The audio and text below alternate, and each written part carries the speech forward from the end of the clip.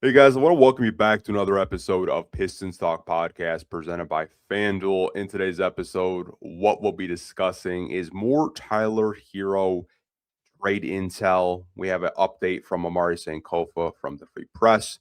And with it being NBA draft tomorrow, the first round, I should say, I do have some predictions if the Pistons decide to stay at 21. And I have two trade candidate options if the Pistons try to move up in this upcoming NBA draft. But let's get into today's episode. We're going to be getting into the Tyler Hero stuff first. Now, this is a quote from Amari Sankofa's latest piece at the Free Press. Definitely go check out Amari's work if you're not already, and go support his podcast with Bryce Simon and Wes Davenport, Pistons Pulse, one of the best Pistons podcasts out there. But it says Duncan Robinson, Isaiah Stewart, and Ron Holland are candidates to be moved in a potential Tyler Hero trade per Amari Sankofa. Quote, the Free Press has confirmed with multiple people within the league not permitted to speak publicly that the Pistons have been involved in discussions regarding Herro. And though it remains to be seen if the deal will get across the finish line, three of the key role players, Isaiah Stewart, Duncan Robinson, and Ron Holland, are candidates to be moved in such a trade, end quote. Now, we talked yesterday with Sean, if you guys watched that podcast, that there was a lot of reporting with this Giannis deal if Milwaukee decided to do a trade with the Heat, that it could be a constructed three-team trade where the Pistons get involved and they get Tyler Hero, and the Pistons send, a package of like Ron Holland and other assets, other bench players to the Bucks. Now, Shams Charania this morning on Get Up said if there is a Giannis trade, it will be with either the Boston Celtics or the Miami Heat. He did go into detail what the packages, I should say, could be centered around with the Boston Celtics. He said it would be more of a veteran type of package where the Bucks could get a player like a Jaylen Brown, who's on more of an expensive deal if they decide to go the Boston Celtics trade package route. If they were to go to the Miami Heat trade package route, it would be more younger players, obviously guys like Jaime Jaquez Jr., Khalil Ware, and multiple first-round picks for Giannis. But one thing that Shams also said was it could be like a Kevin Durant type of trade.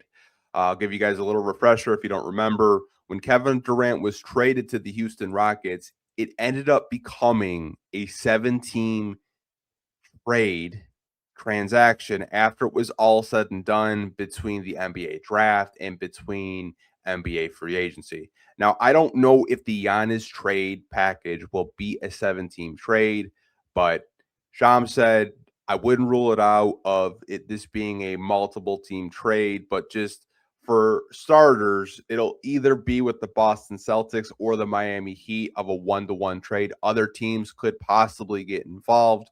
And how this kind of relates to Tyler Hero in a sense, right? The Detroit Pistons still have interest in Tyler Hero.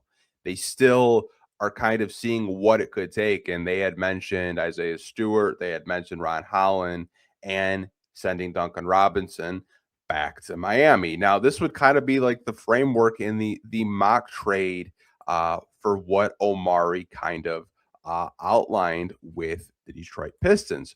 So it would be something like this. It would be Isaiah Stewart, Ron Holland, and Duncan Robinson in a potential mock trade to send Tyler Hero to the Detroit Pistons. Now, I do have an opinion and a thought on this trade. If they're not able to kind of like get into a 3-team trade like Shams Charania had initially reported, and this is what you're giving up for Tyler Hero, I understand that Trajan had mentioned that the Pistons are looking for more playmaking and more three-point shooting. But in a trade where Tyler Hero is on an expiring deal, you still have Stu for another 2 years under contract. Duncan Robinson has a non-guaranteed partial deal that is very favorable to the Detroit Pistons. And Ron Holland is still under his rookie deal. I do think this is actually a lot to give up for Tyler Hero, in my personal opinion. I was okay if the Pistons wanted to try to be a facilitator, be that third team to get in the trade. But I think if you're giving up Stu, Ron, and Duncan Robinson for Tyler Herro, it might be a little bit too rich for my blood. But I know some Pistons fans are to the point where they're like, you know what, Anthony, we need to get better.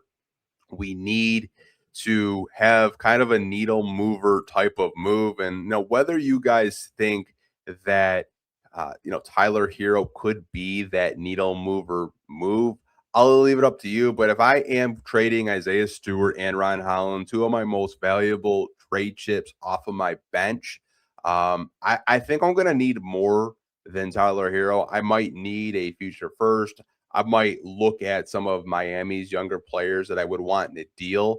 But that's just me personally. Maybe I'm being a little bit too greedy with a Tyler Herro trade, but did want to kind of update you guys on the possible trade intel and the trade rumors that Amari is hearing. I know obviously things change so fast during the offseason. Like one report can maybe last 3 to 4 hours. So we're trying to do this podcast, get it out there as quick as possible. Now, I did mention we are going to talk NBA draft. But before we do that, we have to hear from our sponsors over at FanDuel. With it being the NBA draft, you guys can look to see who is going to be the first overall pick in this upcoming NBA draft. And there's been a lot of smoke with the AJ DeBanza, Darren Peterson. Right before I went live, Trae Young just inked a massive $200 million deal to resign with the Washington Wizards. I know a lot of people thought that Darren Peterson was going to be the first overall pick to the Washington Wizards. But since that deal has been inked with Trae Young, AJ DeBanza's odds are up to a minus 600, and Darren Peterson is at a plus 500. You also have Cameron Boozer at a plus 4,000, Caleb Wilson at a plus 15,000, and Darius Acuff at a plus 30,000. So they think that it is going to be AJ DeBanza with the first overall pick with the Washington Wizards, which I do think does make sense for the Wizards if they do want to do that deal. Now, let's get into the NBA draft. I did tell you guys I do have predictions. Now, if the Detroit Pistons decide we are going to stay at the 21st overall pick, I'm going to give you guys one player that I just keep coming back to. I think he will be there at 21. It's Abuka Okori out of Stanford.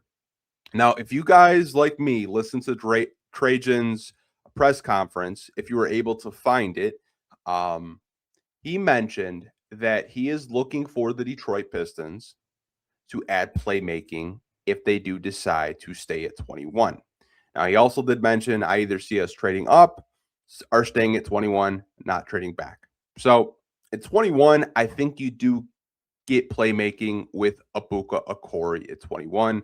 I think he checks a lot of boxes. Now, there has been a lot of intel from talking from NBA draft guests I've had on this podcast. Like we had Paige Otto from No Ceilings. We had James Barlow from NBA Draft Junkies. And both of them believe that Abuka Okori could be a player that is quickly off the board. He could be gone, before the Pistons selected 21 overall.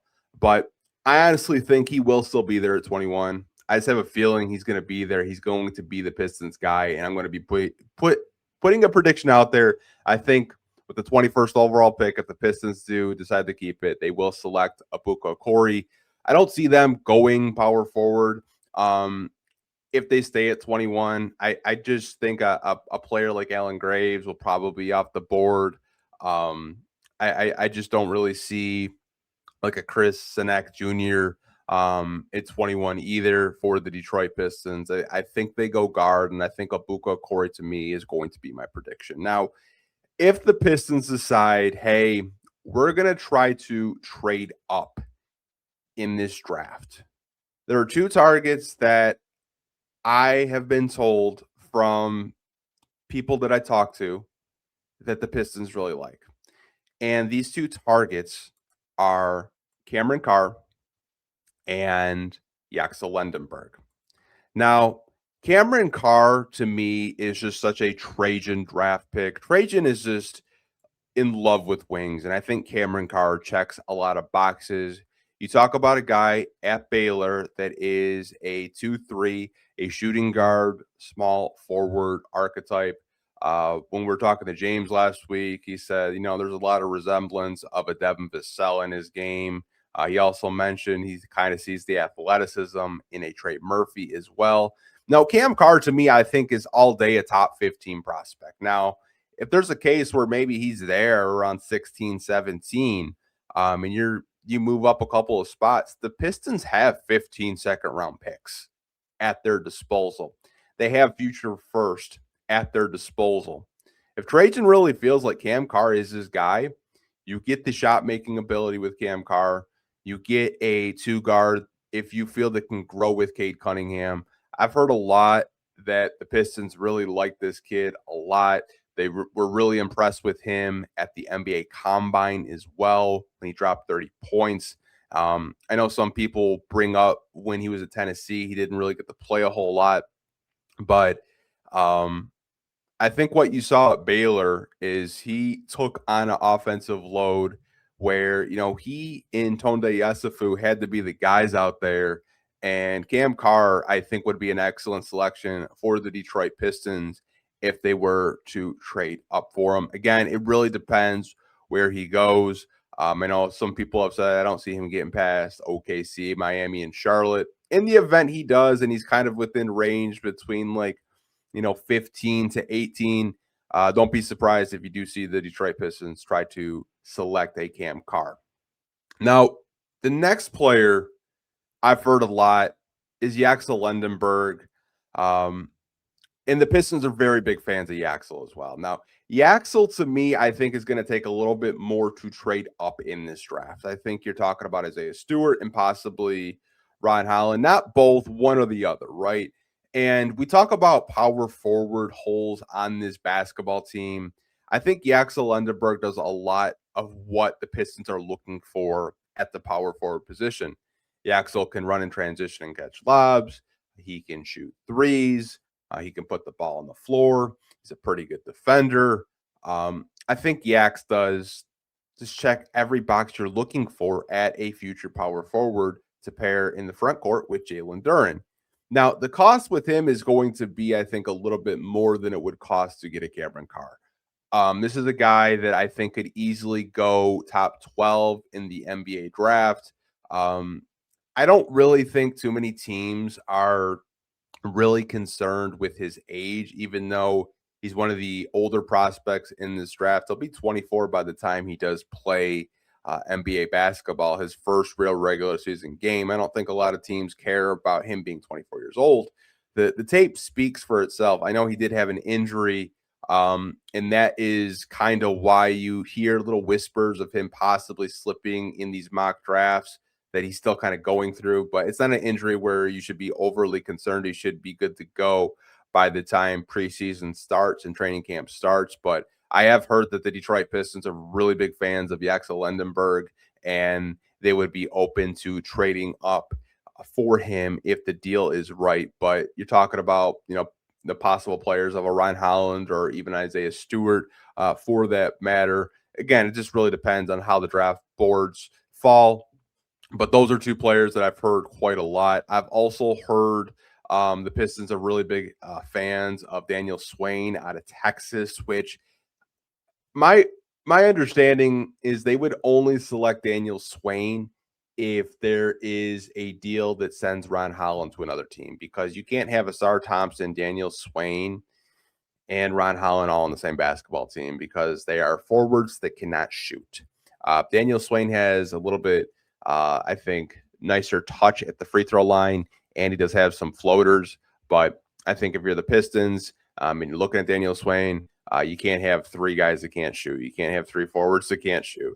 I know Pistons would crash out, but those are the two names that I have heard. If the Pistons were to trade up, that's who they have their eye on. Obviously target to 21. I hear a lot of Abuka, Corey, and I hear a lot of Daniel Swain, but I'm gonna say they draft Abuka, Corey if they do stay at 21 and trade up targets.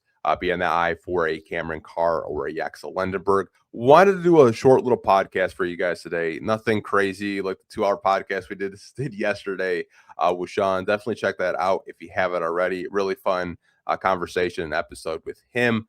But I will be on a podcast later tonight. I believe it's called Second Effort. He's a Piston fan as well. If you guys want to check that out later on his YouTube channel. But we'll see you guys really soon. Hope you guys have a great day. And as always, go Pistons. Peace.